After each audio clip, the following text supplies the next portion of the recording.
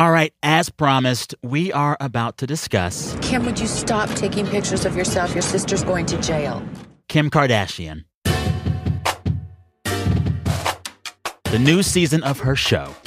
Well, it's also her family's show. It launches this week, and it is called, wait for it, The Kardashians. You have no idea how iconic this is. You just have no idea. By this point, you know how it works. All of them always on screen, being a family together while subtly convincing you to buy something. Their makeup, their clothes, their perfumes, their apps, their credit cards, their way of life. My girlfriends, Lisa Rinna and Kyle Richards, and I are shooting an infomercial for Kim's new shapewear line. The Kardashians and Jenners have milked billions out of this strategy. But, and hear me out, it feels like Kim Kardashian matters a lot less than she used to. Her magazine covers don't break the internet anymore. And before the Kardashians took their reality show from E! To Hulu, the ratings were dropping hard. I've been wondering for some time now if Kim Kardashian is in decline. To figure this out, I called up MJ Corey. She is a psychotherapist by day, but she also runs Kardashian_colloquium on Instagram. Colloquium with a K. MJ uses media theory to analyze the Kardashians, and she's even written about Kim and Kanye for The New Yorker. I am more than honored to have, I want to say, America's preeminent Kardashian expert on the show. MJ, hi. Hello. I have a whole bunch of questions written out, but I think I want to start by asking, if you had to describe Kim Kardashian in only 3 words, what 3 words would you use?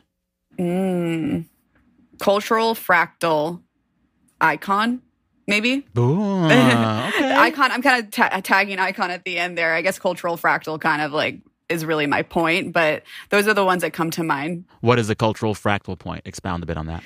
To me, analyzing the Kardashians is not much different than analyzing these other major entrenched American institutions like Disneyland or Las Vegas or WWE. And all of these, these entrenched iconic conglomerates are telling us stories of America. They really are consequences of the American system in terms of media and its economic system. So the Kardashians are the same to me. That's what I'm really doing when I do this project. Yeah. I find myself, especially during like peak pandemic, when they all went to the secret island for Kim Kardashian's birthday, she's almost in the last few years stopped being a symbol for her family and a symbol for a certain type of woman. And she's become, for many people, including myself, a symbol of some of the worst of late stage capitalism and some of the worst of like income inequality. And sometimes I'll wonder, there's a lot of rich people in this world to be mad about. And yet I'm more mad about sometimes her being rich than I am about, I don't know, Jeff Bezos. Something about it. It's more conspicuous. I don't know. Totally. No, I appreciate you saying that. I think that hits on a really real thing about their power. So as we've watched this family perform this illusion of the American dream from, people still love to remind her, you were Paris Hilton's maid, this like really like obscure. And Brandy's assistant. Yes, exactly.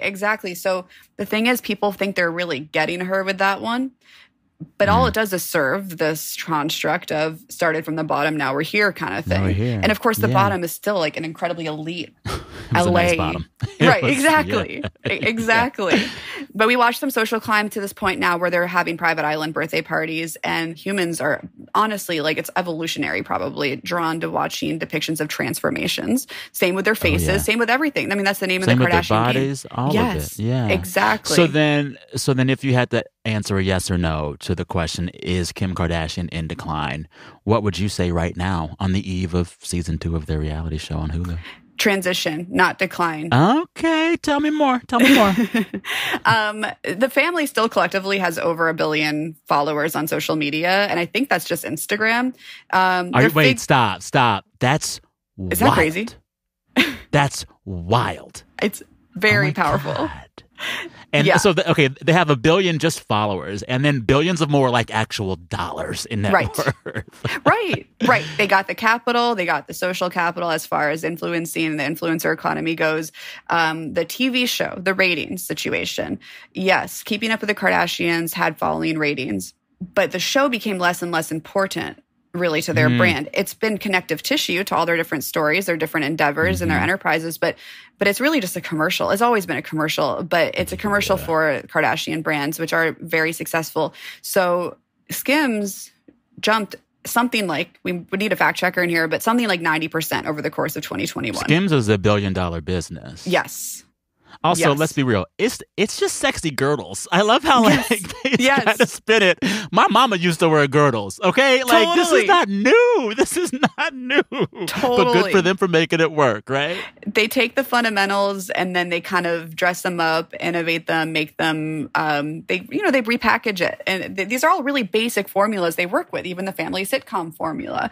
They feel like America's Family. Who knows? These are all constructs. It's all being filtered through media, but they sell that to us. So the decline is not so where it's just us waiting for it, anticipating it, thinking it into existence. But really, she's starting a private equity fund. That's what her I influence will be felt about. for generations. Yeah.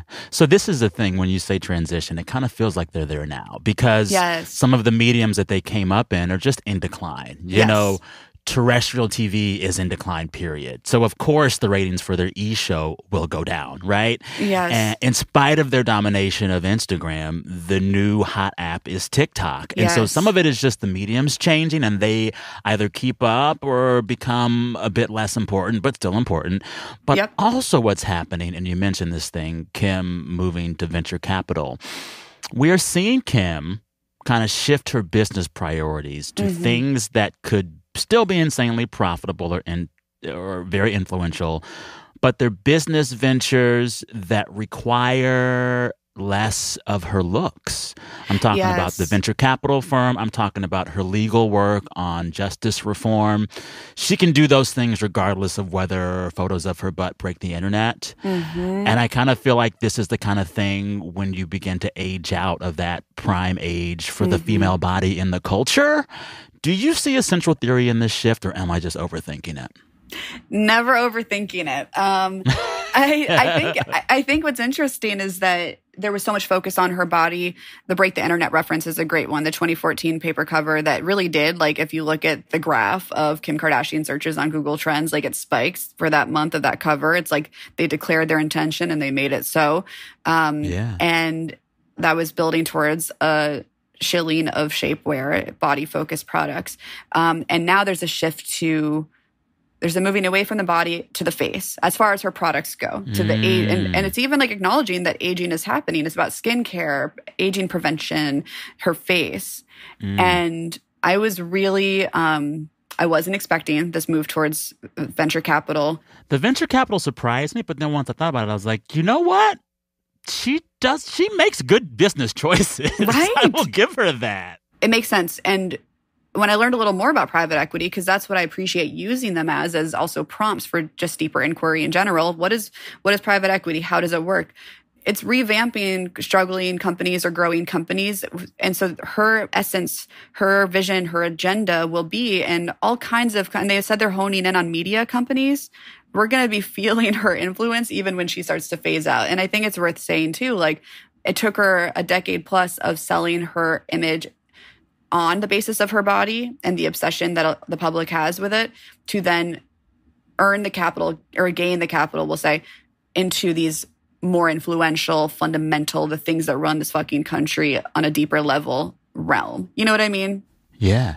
You know, when we talk about her transitioning, we do have to just kind of check in on the success of the ventures up until now. She's in this moment where there is, you know, this good dialogue around her, like possibly becoming a lawyer and helping folks get out of prison. But when you look at her other previous ventures, she's currently facing a lawsuit over a cryptocurrency potential scam and another lawsuit over an alleged lottery scam on Instagram. How should we examine all of that as we look to her next phase. I mean, she manages to ignore it all. Yeah, she'll just ignore it. It's almost similar to how we've seen her historically handle different Kanye kind of meltdowns, where there'll be long stretches of Kim's silence and then like the one mic drop, like Instagram story post that speaks to it, and then that's it. And that's a really powerful way to control the narrative. I think we can look at sort of how the system runs and how power and capital in the American system work combined with when they touch media and then how it comes outward to us. So like basically what I mean is look at Trump. Like we're wondering if maybe this latest inquiry is really going to do him in, but there have been questions about his history of lawsuits and his business practices throughout his presidency, and it didn't change anything about the movement that he cultivated. So as far as her power and her impact, I don't think it will really do much. When you're at that scale, there's a lot of like insulation, you know? Yeah.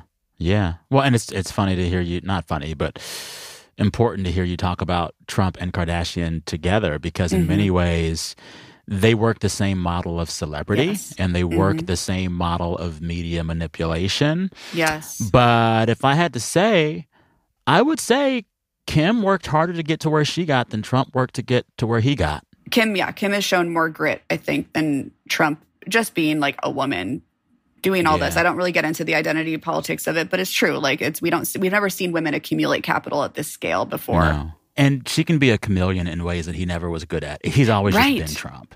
She has been different versions of herself at every phase of her career. True. You're so right. Like if you look at like Trump's history of cameos, and it's interesting that they both like are such cameo primed figures. He's always been Trump, like Home Alone and like all those like pre-Apprentice era cameos. And Kim, again, there's been fascination with the family, I think, just because they've depicted evolution in such an exaggerated way. And people just on a primitive level fucking love that. I keep seeing this moment of Kim Kardashian as like a big shift for her, which is why I want to have this conversation now as the new season of the show comes out. Yeah. To see someone who made a living and a career and became an icon on her body to say, now I'm doing venture capital and criminal justice reform, that feels like a big moment. Yes. Does her in this moment of shift change anything about the central theory of Kim Kardashian you might have had 5 years ago? I did not predict. I could not have. I was surprised by the venture capital piece. But as far as Kim shifting from her body to this place of power, this is where I saw it going. And I think it's funny that now the conversations are starting around after that interview cover where she was like in the Americana aesthetic. People are like, she's going to run for president. I don't know if she really will, but as far as that conversation being a worthy question, like that, I've been asking that question for several years now because this is world domination stuff. She hasn't actually dominated yet, but we're seeing the groundwork of it. Like we've been seeing the groundwork of it bit by bit by bit over the course of this epic decade that she's had. All power is worth inspection because it's powerful. Yes. Even if we don't like the Marilyn Monroe dress it's wearing, it's power. Analyze it. Look at it. See it. Do you like the show? I'm on the fence. The new show. For me, it's like work. Yeah, it's like work.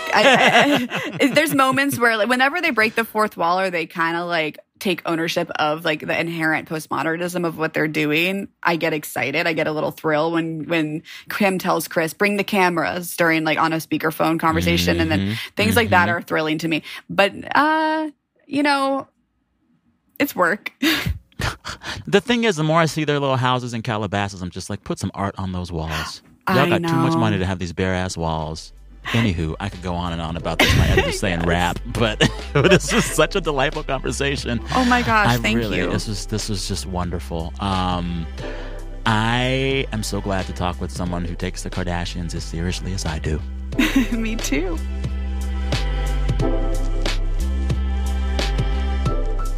Thanks again to MJ Corey with a C.